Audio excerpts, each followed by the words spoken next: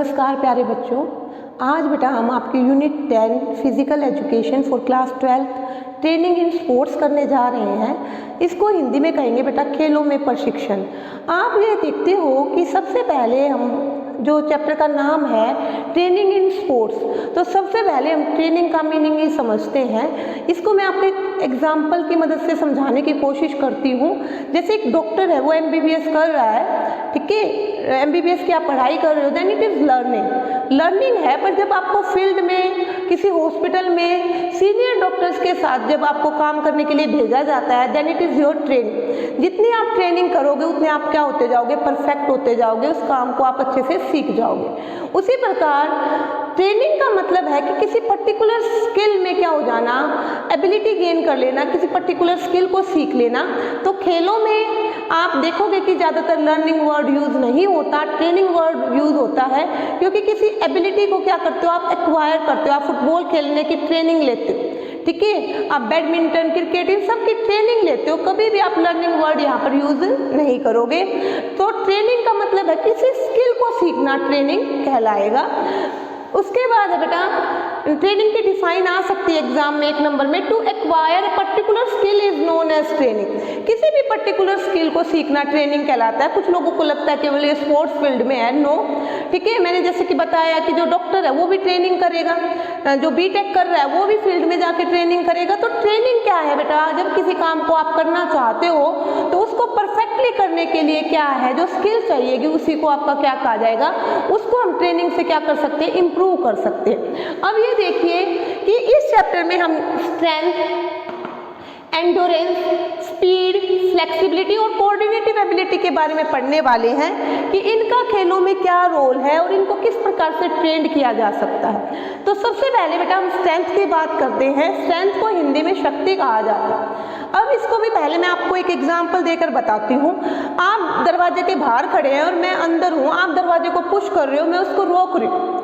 तो आप पुश कर रहे हो तो आप भी ताकत लगा रहे हो, और मैं रोक रही हूँ तो मैं भी ताकत लगा रही हूँ, ठीक है। तो स्ट्रेंथ को 2 तरीके से डिफाइन किया जा सकता है। एक तो एबिलिटी टू एक्ट, आप जो एक्ट कर रहे हो, आप जो धक्का मार रहे हो, वो क्या है, स्ट्रेंथ है। और मैं क्या कर रही हूँ, उसको रोक रही हूँ, रेजिस्ट कर रही हूँ, तो एबिलिटी टू रेजिस्ट भी क्या है, स्ट्रेंथ है। तो जैसा भी चाहो आप उसको डिफाइन कर लो, पर हम इसको करेंगे ability to resist is known as strength. तो अब देखिए स्ट्रेंथ क्या है बेटा, it is the ability to resist, प्रतिरोध का सामना करने की, मतलब आप दरवाजे को धक्का मार रहे हो, मैं रोक रही हूँ, तो मैं उसको क्या कहूंगी, strength. Ability to resist is known as strength.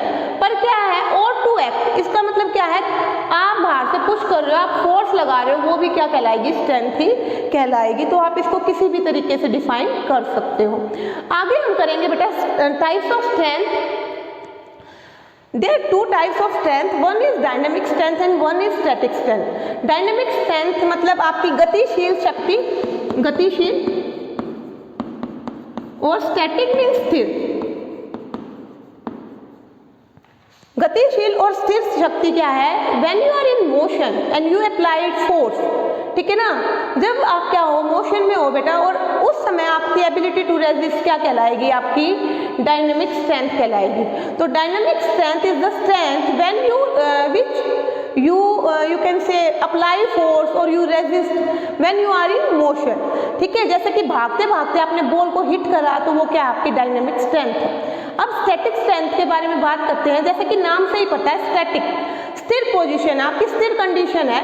अब ये देखते हो कि जब स्थिर अवस्था में या स्टैटिक पोजीशन में आप फोर्स अप्लाई करते हो, फॉर एग्जांपल मैं यहाँ हूँ, मैं बैठी हूँ और मैं क्या कर रही हूँ या खड़ी हूँ, बोर्ड को पुश कर रही हूँ, मैं तो अपनी ताकत लगा रही हूँ ना, तो मैं तो फोर्स लगा रही हूँ, ठीक है, स्टैटिक कंडीशन में। तो ये क्या कहलाएगी बेटा, स्टैटिक स्ट्रेंथ कहलाएगी।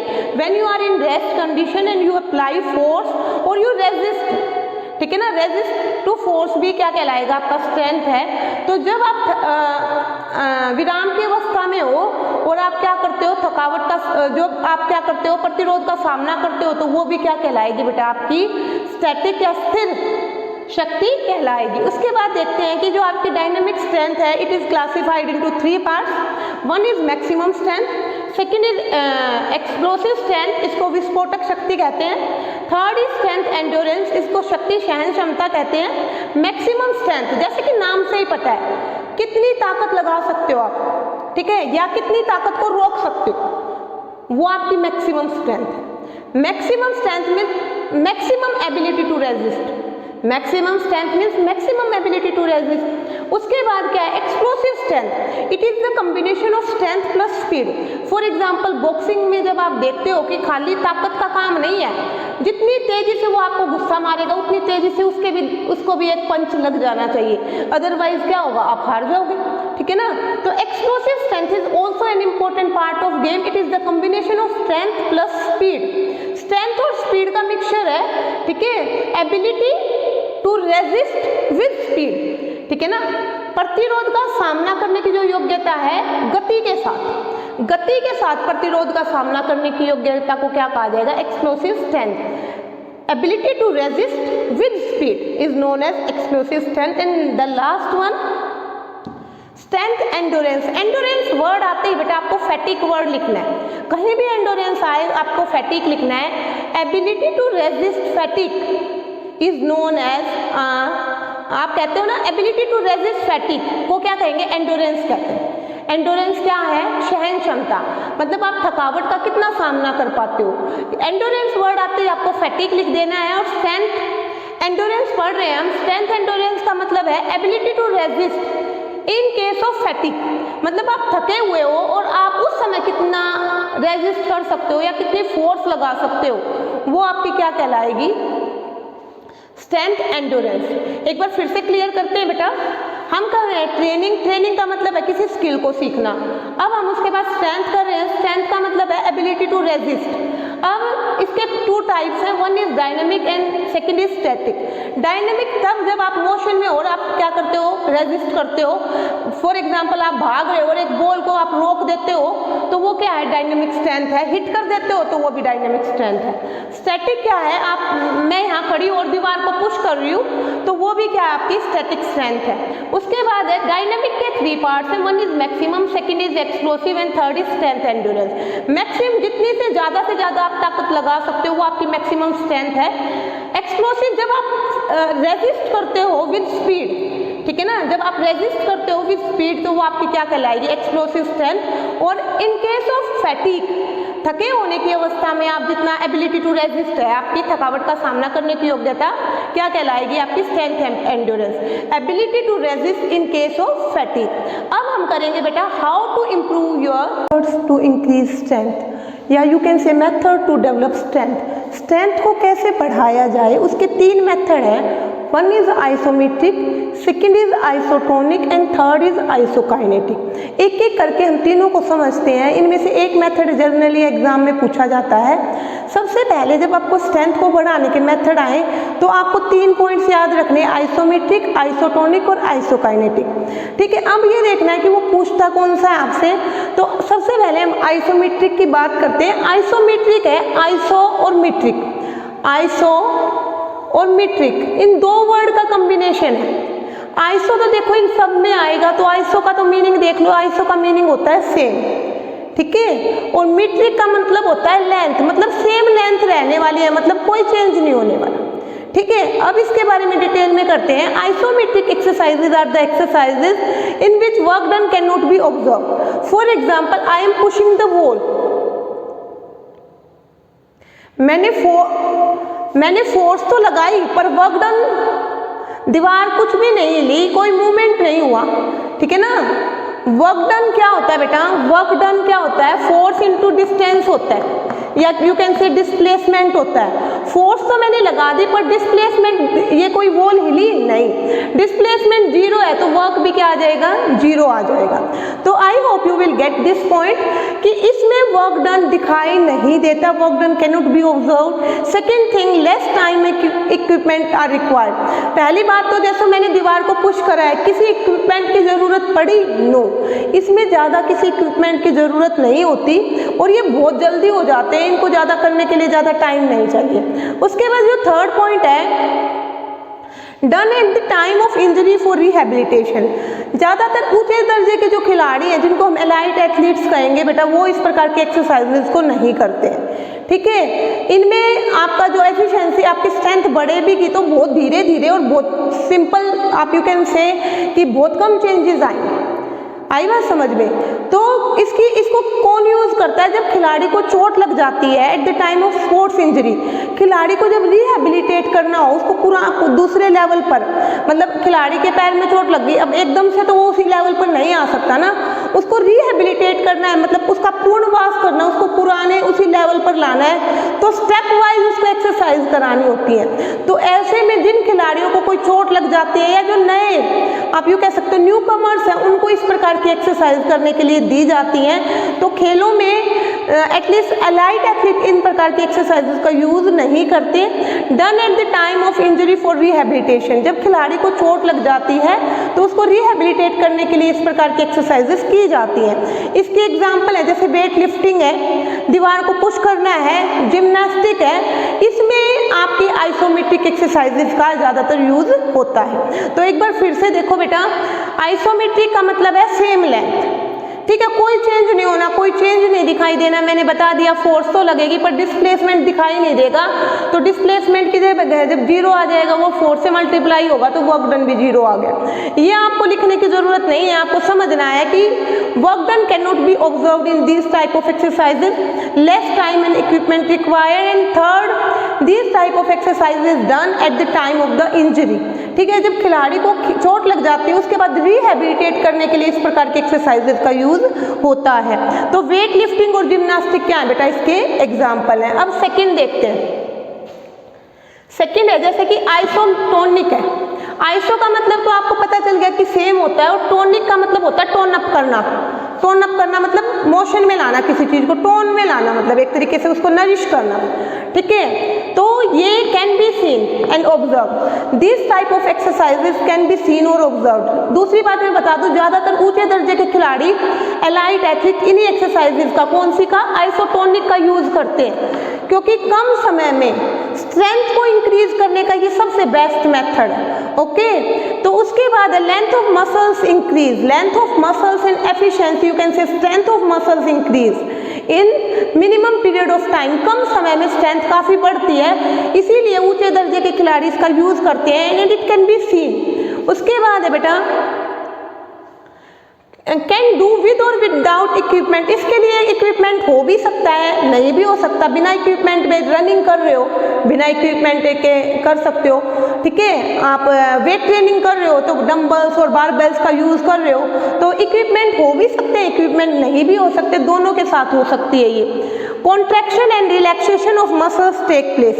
इसमें जो आपकी कॉन्ट्रैक्शन है, जो मांसपेशियां हैं उनमें कॉन्ट्रैक्शन होता है और रिलैक्सेशन होता है, उससे उनकी एफिशिएंसी क्या हो जाती है, बढ़ जाती है। अब नेक्स्ट और लास्ट है बेटा वेट ट्रेनिंग, रनिंग और जंपिंग। इसके क्या है, एग्जाम्पल है। वेट ट्रेनिंग, रनिंग और जंपिंग, आपको एटलीस्ट 2 एग्जाम्पल जरूर याद करने बेटा। एग्जाम्पल पूछे जाते हैं कि आइसोमेट्रिक के एग्जाम्पल बताओ, आइसोटोनिक के बताओ। ठीक है, तो आपको वेट ट्रेनिंग, रनिंग, जंपिंग इसके एग्जाम्पल है। Now we come at the last method to develop आपका स्ट्रेंथ, आइसोकाइनेटिक। आइसो का मतलब आपको पता ही है कि सेम है, काइनेटिक का मतलब देखो मोशन।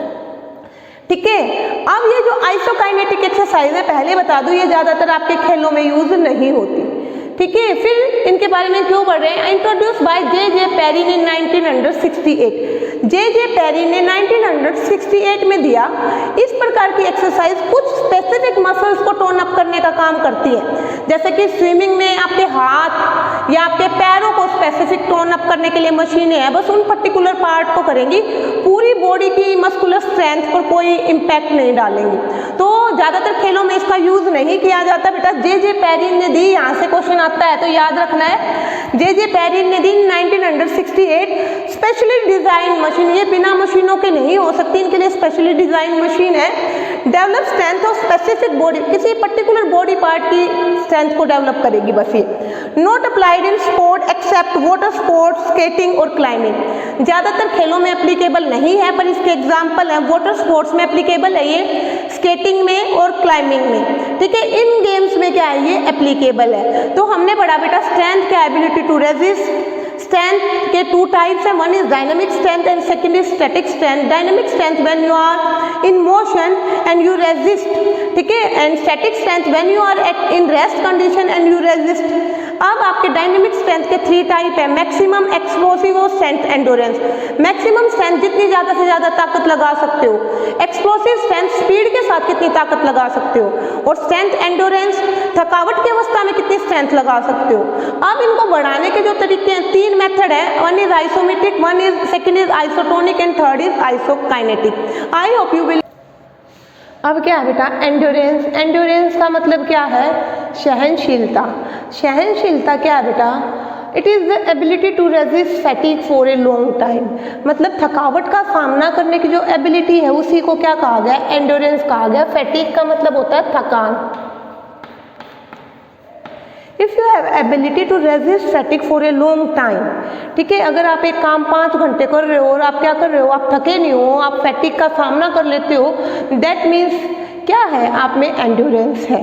ठीक है, एंड्योरेंस के अब हम करेंगे टाइप्स करेंगे।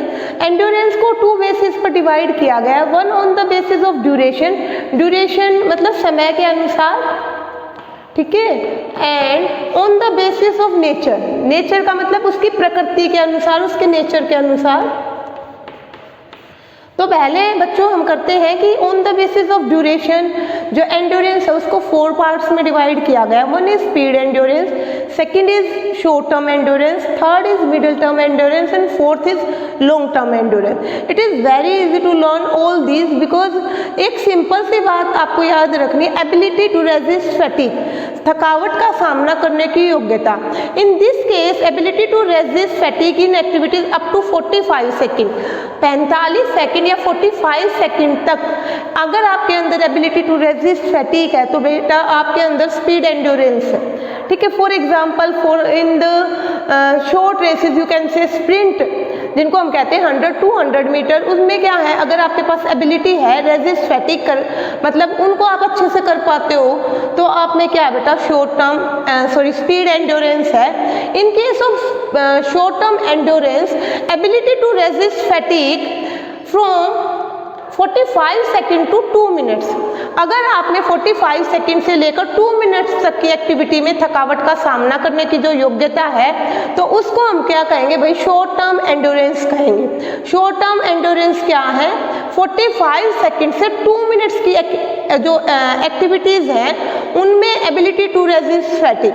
उसके बाद है आपका middle term endurance. Middle term endurance में भी आपको बताना है एबिलिटी टू रेजिस्ट फैटिग, ठीक है, ability to resist fatigue in the activities या activities lasting from 2 minutes to 11 minutes. ठीक है, अगर 2 मिनट से 11 मिनट की जो भी एक्टिविटीज हैं उनमें अगर आप में थकावट का सामना करने की योग्यता है तो उसको मिडिल टर्म एंड्योरेंस कहा जाता है। For example in the cases of 1500 metre, ठीक है, 3000 मीटर तक की भी जो भी क्रियाएं हैं वो 11 मिनट से पहले ही हो जाएंगी, तो उनमें सब में मिडिल टर्म एंड्योरेंस required है। But if you have the ability to resist fatigue for long duration, everlasting the movement more than 11 minutes, अगर 11 मिनट से भी ज़्यादा अगर आपकी कोई भी एक्टिविटीज़ कंटिन्यू रहती है और अगर उसके लिए आप में क्या है, उससे रिलेटेड आप में एंड्योरेंस है, तो उसको क्या कहा जाएगा, long term endurance. Ability to resist fatigue more than 11 minute, 11 minute से ज़्यादा की क्रियाओं में अगर आपके पास एबिलिटी टू रेजिस्ट फैटिग है, that means you have the long term endurance. ये आपका जैसे कि 5000 मीटर, ठीक है, या 10,000 मीटर, या आप कह सकते हो कि 5 किलोमीटर रेसेस और 10 किलोमीटर जिनको क्रॉस कंट्री कहा जाता है, तो उन रेसेस में अगर आप उन रेसेस को पूरा करने का अगर आपके पास स्टेमिना है तो हम क्या कहेंगे कि आपके पास लॉन्ग टर्म एंड्योरेंस है। एक बार फिर से देखिए, on the basis of duration speed endurance, short term endurance, middle term endurance and long term endurance. Short speed endurance में 45 सेकंड तक एबिलिटी टू रेजिस्ट फैटिग है। शॉर्ट टर्म एंड्योरेंस में 45 second to बेटा 2 minutes ability to resist fatigue है। उसके बाद middle term endurance में 2 minute to 11 minute तक एबिलिटी टू रेजिस्ट फैटिग है। और लॉन्ग टर्म एंड्योरेंस जिसमें 11 मिनट से भी ज़्यादा क्या है आपकी एक्टिविटीज़ चलती हैं और उनको रेजिस्ट करने की उसको क्या है, एबिलिटी टू रेजिस्ट फैटिग है लंबे समय तक, तो हम क्या कहेंगे उसको लॉन्ग टर्म एंडोरेंस कहेंगे। अब बेटा क्या कहेंगे हम, उसके बाद है हमारा on the basis of nature, प्रकृति के आधार पर क्या है एंडोरेंस, एंडोरेंस को 3 पार्ट्स में बांटा गया है। 1 is basic, second is general and third is specific. सबसे पहले हम बेसिक की बात करते हैं। बेसिक को आधारभूत भी कहा जाता है हिंदी में, आधारभूत, ठीक है। बेसिक एंड्योरेंस क्या है बेटा, बेसिक एंड्योरेंस वो है जो खेलों के लिए बहुत जरूरी है। अगर बेसिक एंड्योरेंस ही आप में नहीं होगी तो आप खेलों के लिए बिल्कुल भी परफेक्ट नहीं हो। तो बेसिक एंड्योरेंस चेक करने के लिए क्या किया जाता है, लॉन्ग ड्यूरेशन एक्टिविटी करवाई जाती है। लॉन्ग ड्यूरेशन एक्टिविटी कितनी होती है, तकरीबन आधे घंटे से लेकर 30 मिनट्स टू 45 मिनट्स तक की एक्टिविटीज करवाई जाती है। इसमें जो एक्टिविटीज का जो पेस है या आप कह सकते हो उसकी जो स्पीड है बेटा वो स्लो होती है, ठीक है। स्लो स्पीड की एक्टिविटी करवाई जाती है। साथ भी आप कह सकते हो कि एरोबिक एक्टिविटीज करवाई जाती हैं। Aerobic activities are the activities in which the oxygen, मतलब आपको ऑक्सीजन, एक्स्ट्रा ऑक्सीजन की आवश्यकता नहीं होती, जिसमें प्रॉपर आपके पास ऑक्सीजन का फ्लो रहता है। फॉर एग्जाम्पल रनिंग है, फॉर एग्जाम्पल वॉकिंग है, जॉगिंग है, या आप कह सकते हो कि स्विमिंग है स्लो पेस से। तो ये सारी एक्टिविटीज क्या कहलाएंगी, आपकी बेसिक एंड्योरेंस कहलाएंगी। ये इसके एग्जाम्पल है वॉकिंग, जॉगिंग, स्विमिंग। इनमें जो पेस है, गति है, वो धीरे रहेगी। एरोबिक एक्टिविटीज होती है मोस्टली ये, और ये थोड़ी लंबे ड्यूरेशन के लिए होती है, तकरीबन आधे घंटे से आपका 45 मिनट्स तक। उसके बाद है जनरल एंड्योरेंस। जनरल एंड्योरेंस क्या है बेटा, इसको कहा जाता है सामान्य सहन क्षमता। एबिलिटी टू रेजिस्ट फैटिग, ठीक है, टू ए पर्टिकुलर स्पोर्ट्स, ठीक है। आप किसी भी मतलब ability to resist fatigue in different type of activities, मतलब आपसे आधा घंटा, मैंने कहा भाई बैडमिंटन खेलते हैं और आप खेल रहे हो और आपको कोई फैटिग नहीं है और आपने क्या किया उसका सामना कर लिया, तो वो क्या है आपके अंदर जनरल एंड्योरेंस है। तो ये भी खेलों से रिलेटेड है बेटा। इसका टाइम पीरियड भी क्या होता है, तकरीबन 30 मिनट्स होता है। पर ये याद रखना है कि बेसिक एंड्योरेंस से कम टाइम आपका जनरल एंड्योरेंस का होता है। मतलब जनरल एंड्योरेंस में भी 30 मिनट्स तक की एक्टिविटीज इन्वॉल्व होती हैं, पर इसका time as compare to basic कम दिया जाता है। उसके बाद क्या कहता है, इसमें जो स्पीड है वो फास्ट भी हो सकती है, स्लो भी हो सकती है। फॉर एग्जाम्पल वॉकिंग में तो आप धीरे धीरे चल रहे हो, जॉगिंग में आप जॉगिंग कर रहे हो धीरे धीरे, पर इसमें क्या कर रहे हो आप, जैसे बैडमिंटन खेल रहे हो तो आप बैडमिंटन में आपकी कभी स्पीड ज़्यादा भी हो जाएगी, और या कोई भी गेम आप खेल रहे हो तो उसमें स्पीड कभी बढ़ जाती है कभी कम हो जाती है, तो वो स्लो भी होता है और फास्ट भी। एरोबिक एक्टिविटीज भी हो सकती है, अनएरोबिक भी। एरोबिक एक्टिविटीज जैसे पैदल चलना है, एरोबिक एक्टिविटीज है, कोई सांस इसमें नहीं चढ़ते। जॉगिंग है, कोई एरोबिक एक्टिविटीज है, प्रॉपर फ्लो ऑफ ऑक्सीजन रहता है, प्रॉपर सर्कुलेशन रहता है। पर जब आप रनिंग करते हो तो ऑक्सीजन की देखो कमी पड़ जाती है, तो वो अनएरोबिक एक्टिविटीज है। तो उसके लिए आपको ज़्यादा जितनी ऑक्सीजन चाहिए उतनी एकदम से सप्लाई नहीं हो पाती, तो वो एरोबिक एक्टिविटीज है। तो इसमें एरोबिक एक्टिविटीज भी हो सकती है और अनएरोबिक। फॉर एग्जाम्पल आप थोड़ी देर के लिए बैडमिंटन खेल रहे हो, तो जब आप भाग भाग कर खेल रहे हो तो वो अनएरोबिक एक्टिविटीज हो जाती है। तो जनरल एंड्योरेंस क्या है बेटा, जनरल एंड्योरेंस क्या है कि कोई भी आप एक्टिविटी करते हो उसके फैटिक को आप में रेजिस्ट, मतलब उसमें आपको फैटिक को रेजिस्ट करने की एफिशिएंसी है, ठीक है। बिना थके आप उसको या लंबे समय तक आप उसको खेल पाते हो। ये इसकी स्पीड क्या होती है, थोड़ी ज़्यादा होती है एज कम्पेयर टू बेसिक, और ये एरोबिक भी हो सकती है और अनएरोबिक भी। फॉर एग्जाम्पल रनिंग है, ठीक है, to playing a particular sports like badminton, like football etcetera. Now we will come to the specific endurance. Specific endurance है कि कोई पर्टिकुलर स्पोर्ट्स है आप जो बिना थके खेलते हो, या उसमें आप पूरी तरह खेल पाते हो, या उसमें आप बिल्कुल भी उसके लिए आपको एंड्योरेंस है। ये बेटा खेल हर गेम टू गेम वेरी करती है।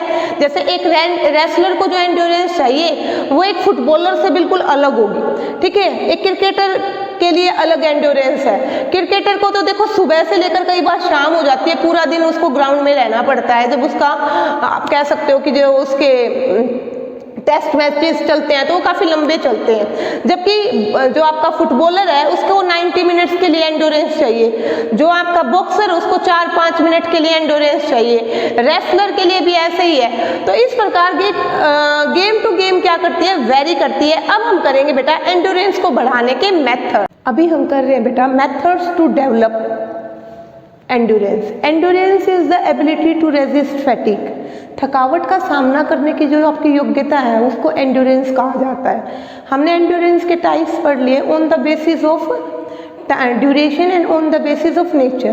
Now we are going to discuss about the methods to develop endurance, कि endurance को भी कैसे डेवलप किया जाए। तो endurance को डेवलप करने के बेटा 3 मेथड हैं। वन इज आपका continuous training method, second is आपका इंटरवल ट्रेनिंग मेथड और थर्ड है आपका फार्टलेक ट्रेनिंग मेथड। अब ये continuous जैसा कि नाम से ही पता है निरंतर प्रशिक्षण विधि,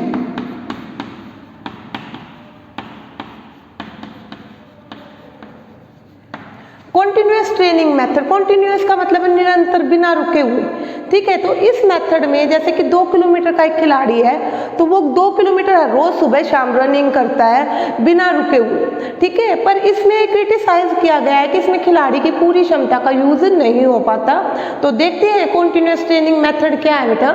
इन this method exercise is done for a long duration without any break. अगर वो 2 किलोमीटर का खिलाड़ी है तो बिना ब्रेक के 2 किलोमीटर रनिंग करेगा डेली, और अगर वो 5 किलोमीटर का खिलाड़ी है तो 5 किलोमीटर करेगा। तो ऐसे में क्या होगा, जब आप इतनी कॉन्टिन्यूस ट्रेनिंग करोगे तो इंटेंसिटी विल बी लो। तो सेकंड पॉइंट इसका है इंटेंसिटी ऑफ वर्क इज लो, मतलब इंटेंसिटी मतलब स्पीड आप एक तरीके से कह सकते हो कम होती है इसमें। जब आप 5 किलोमीटर लगा रहे हो, सुबह शाम लगा रहे हो, डेली लगा रहे हो, तो विदाउट ब्रेक के आप ट्रेनिंग कर रहे हो तो क्या होगा बेटा, ऐसे में इंटेंसिटी क्या हो जाएगी, लो होती है। Duration of exercise more than 30 minutes, ये मतलब कम से कम आधे घंटे की होती है। 30 मिनट से ज़्यादा की ट्रेनिंग को इसमें शामिल किया गया है। तो कॉन्टिन्यूस ट्रेनिंग मेथड वो है जिसमें आप बिना रुके ट्रेनिंग करते हो तकरीबन आधा घंटा। फॉर एग्जांपल आप 2 किलोमीटर का खिलाड़ी हो तो आप हर रोज़ 2 किलोमीटर क्या लगाते हो, क्रॉस कंट्री लगाते हो, मॉर्निंग में भी और इवनिंग में भी। तो इसमें इंटेंसिटी क्या होगी, लो होगी। पर इसके कुछ एडवांटेजेस हैं। इसके पहले एग्जांपल देखते हैं बेटा, जैसे रनिंग करते हो आप, साइकिलिंग, क्रॉस कंट्री, ये सारे इसके एग्जांपल हो सकते हैं। उसके बाद एडवांटेजेस क्या है बेटा, increase red blood cell in muscles, जो आपकी मांसपेशियां हैं, जो आपकी मसल्स हैं उनमें number of red blood cell increase होता है, जो कि आपके लिए काफ़ी अच्छा रहेगा। उसके बाद working capacity of heart and lungs increasing, मतलब आप कह सकते हो कार्डियोवास्कुलर कैपेसिटी आपकी इंक्रीज हो जाती है। कार्डियोवास्कुलर कैपेसिटी क्या है, efficiency of heart and lungs to take oxygenated blood to different body parts. तो यहाँ पे हार्ट की और लंग्स की दोनों की कैपेसिटी क्या होती है, इंक्रीज होती है। और ग्लाइकोजन लेवल मसल्स में जो आपको काम करने की एनर्जी देता है वो इंक्रीज होता है। इससे आप हर रोज वही, अगर 2 किलोमीटर का खिलाड़ी हर रोज 2 किलोमीटर लगा रहा है, 5 किलोमीटर का खिलाड़ी हर रोज 5 किलोमीटर रनिंग कर रहा है, तो एक कॉन्फिडेंस है कि भाई मैं जब मेरा टूर्नामेंट होगा तो मैं आराम से उसको पूरा कर लूंगा। तो कॉन्फिडेंस और सेल्फ डिसिप्लिन इसमें कहीं ना कहीं क्या होता है, इंक्रीज होता है। तो ये तो था आपका बेटा continuous training method. Continuous training method वो मेथड जिसमें आप without any break continuous training करते हो नियर अबाउट 30 मिनट्स तक, and the intensity of the activity और you can say work is low. और उसके बाद क्या है, इसमें आपका ग्लाइकोजन लेवल मसल्स में बढ़ता है, साथ ही साथ क्या है, आपके हार्ट की और लंग्स की एफिशिएंसी बढ़ती है और ब्लड में रेड ब्लड सेल्स इंक्रीज होती है। Now we will discuss about the second topic, how to increase endurance, ठीक है। उसका सेकंड जो मेथड है आपका इंटरवल ट्रेनिंग मेथड। इंटरवल जैसा कि नाम है कि इंटरवल अंतराल प्रशिक्षण विधि, ठीक है, अंतराल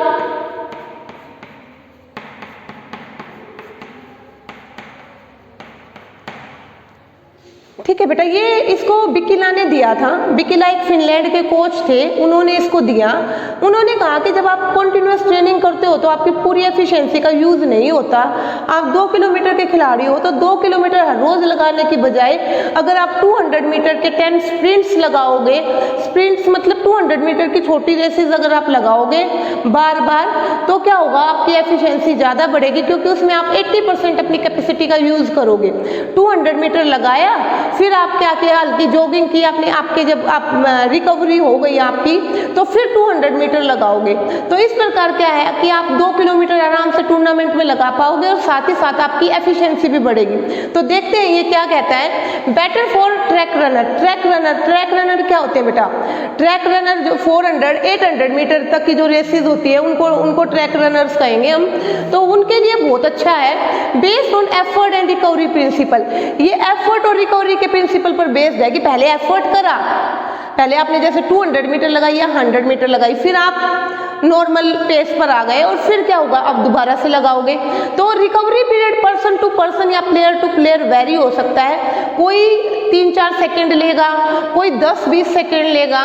तो ये खिलाड़ी के ऊपर डिपेंड करता है कि कितना वो रिकवरी टाइम लेता है, और ये एफर्ट और रिकवरी के प्रिंसिपल पर बेस्ड है कि उसको रिकवरी करने दो, फिर दोबारा उसको उसी पे मतलब हाई स्पीड से वो डिस्टेंस कवर करना है। तो बेटर फॉर ट्रैक रनर्स बेटा based on effort and recovery principle, ये बिल्कुल आपको याद रखना है कि जो इंटरवल ट्रेनिंग मेथड है it is based on effort and recovery principle. Recovery period vary from player to player, एक से दूसरे प्लेयर तक वेरी करता है। ज़्यादातर middle distances races, football, hockey, इन सभी के लिए इंटरवल ट्रेनिंग मेथड क्या है बेटा, बहुत ज़्यादा अच्छा माना जाता है। बिकिला ने दिया था, जो कि क्या थे, एक फिनलैंड के कोच थे, एक एथलीट कोच ही थे वो, और उन्होंने इस मेथड को डेवलप किया। उन्होंने क्या कहा कि ये कम समय में आपकी एंडोरेंस को बढ़ाने का बेस्ट मेथड है। तो इसकी एडवांटेजेस है बेटा, इसमें improve capacity in short time, मतलब कम समय में आपकी एफिशिएंसी को बढ़ाने का सबसे अच्छा मेथड माना जाता है। उसके बाद positive effect on respiratory and circulatory system. Respiratory system मतलब आपका ब्रीथिंग से रिलेटेड जो है, और साथ ही साथ सर्कुलेटरी सिस्टम में भी क्या करता है, ये पॉजिटिव इम्पैक्ट लाता है। तो डेफिनेटली ये मेथड भी बेटा कम समय में अगर आपको अपनी एंडोरेंस बढ़ानी है तो इट इज यू कैन से this is the best method. उसके बाद है एक मेथड और भी है बेटा जो आपके बुक में दिया गया, फार्टलेक ट्रेनिंग मेथड। फार्टलेक ट्रेनिंग मेथड एक स्वीडिश कोच ने दिया। स्वीडिश वर्ड है फार्टलेक, फार्टलेक का मीनिंग होता है स्पीड प्ले, ठीक है। तो स्पीड प्ले से बना, इस पे क्वेश्चन आता है कि किसने दिया और कब दिया। ये 1930 में दिया बेटा, 1930 में दिया, स्वीडिश कोच गोस्टा होमर ने दिया। तो ये नाम, इसका क्वेश्चन 1 नंबर में बहुत बार पूछा जाता है, तो नाम भी बिल्कुल ध्यान रखना है। गोस्टा होमर ने 1930 में दिया। फार्टलेक इज अ स्वीडिश वर्ड जिसका मतलब होता है स्पीड प्ले। अब वो क्या कहता है कि ये जो मेथड है ये सेल्फ डिसिप्लिन सिखाता है। ये जो मेथड है बेटा, ये फार्टलेक जो मेथड है वो कॉन्टिन्यूअस ट्रेनिंग मेथड और इंटरवल ट्रेनिंग मेथड दोनों का क्या है, कॉम्बिनेशन है। बुक में इसका एक एग्जाम्पल भी दे रखा होगा आपको। तो एग्जाम्पल में आपको क्या करना है, जैसे कि इसमें खिलाड़ी के ऊपर छोड़ दिया जाता है कि वो कैसे भी अपनी ट्रेनिंग करे, उसको टाइम पीरियड बता दिया जाता है कि 45 मिनट्स करना है। फॉर एग्जांपल क्या करोगे, आप ग्राउंड में गए, आपने एक्सरसाइज की, उसके बाद क्या किया, आपने 45 मिनट्स वर्कआउट करना है। उसमें पहले आपने क्या लगाए, 5 स्प्रिंट लगाए, फिर उसके बाद जो आपको 1000 जो मीटर है, आपने 2 किलोमीटर लगानी है तो 1000 मतलब 5 तो आपने 200 मीटर के स्प्रिंट्स लगाए, और 1 किलोमीटर आप कॉन्टिन्यूसली रनिंग कर रहे हो। तो ये, और बीच में आप एक्सरसाइज भी कर रहे हो। तो कहता है कि it is fully depend on the, you can से it is fully depend on the player. ये एथलीट पर डिपेंड है बेटा। इसकी सबसे अच्छी खास बात ये है कि it is a flexible method, मतलब इसमें कोई कोच आपको ऑब्जर्व नहीं कर रहा, कोच ने आपको टाइम दे दिया कि भैया आप अपनी ट्रेनिंग करो, ये पूरी तरह खिलाड़ी पर छोड़ दिया जाता। तो ये उन खिलाड़ियों के लिए बेटा बहुत अच्छा मेथड है जो मतलब आप कह सकते हो कि सेल्फ डिसिप्लिन है। पर कुछ खिलाड़ी क्या है, आपको पता है कि हमें ऑब्जर्वेशन की बहुत ज़रूरत है। तो इसमें इसको मतलब क्रिटिसाइज किया गया है कि इसमें चोट लगने का खतरा रहता है, क्योंकि कोई भी आपको ऑब्जर्व करने वाला, कोई भी आपको गाइड करने वाला नहीं होता। साथ ही साथ क्या होता है, कई बार खिलाड़ी क्या होता है, काम से मतलब आप देखते हो ना, ह्यूमन बींग्स, अगर खिलाड़ी भी ज़रूरत से ज़्यादा वर्कलोड है तो कई बार उतना वर्क एफिशिएंटली नहीं कर पाता, उसको कोच की ज़रूरत होती है। पर कुछ खिलाड़ियों के लिए ये मेथड क्या है बेटा, बेस्ट मेथड की तरह ऑप्ट किया जाता है। तो गोस्टा होमर ने दिया, स्वीडिश आपके कोच थे, इसका मतलब है स्पीड प्ले। इस मेथड की सबसे अच्छी बात है ये फ्लेक्सिबल मेथड है, खिलाड़ी के ऊपर छोड़ दिया जाता है, कोई उसके ऑब्जर्वेशन नहीं है, उसको टाइम पीरियड दे दिया जाता है, उसमें वो चाहे आपका कंटिन्यूअस ट्रेनिंग मेथड यूज़ करे, चाहे आपका इंटरवल करे या दोनों को मिक्स करके करे, उसकी मर्जी के ऊपर डिपेंड है। और इसकी कमी यही है कि इसमें कोई भी ऑब्जर्व करने वाला नहीं होता तो चोट लगने का खतरा रहता है। अब इसके बाद बेटा हमारा नेक्स्ट टॉपिक है स्पीड।